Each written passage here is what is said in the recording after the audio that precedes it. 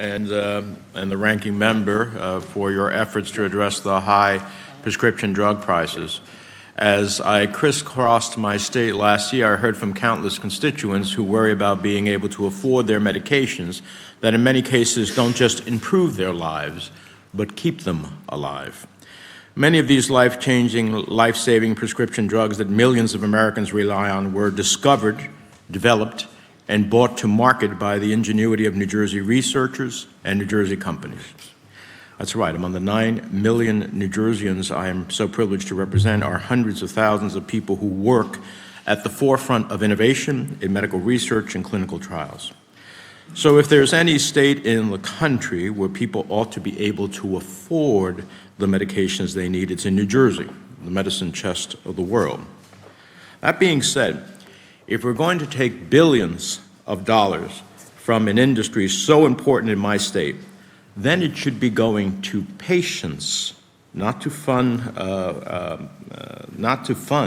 that patients will largely never see the benefit of.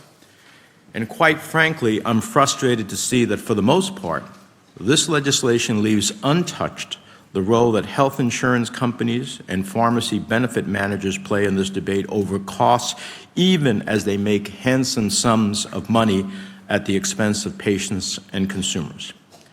This money must go to patients. That's why I support a cap on out-of-pocket costs for seniors' prescription drugs, and I'll continue to work to make that happen. I'm a little frustrated, Mr. Chairman, by a late CBO score. When we're making major policy decisions, having had CBO score in a timely fashion, not on the eve of a markup, I think is only fitting and appropriate.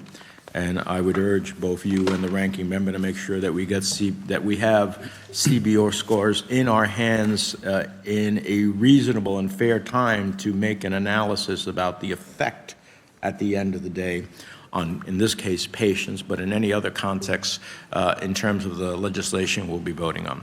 I refuse to believe that innovation and affordability are mutually exclusive goals, and I'm going to continue to work to make sure that those goals can be realized. With that, Mr. Chairman, thank you for the time.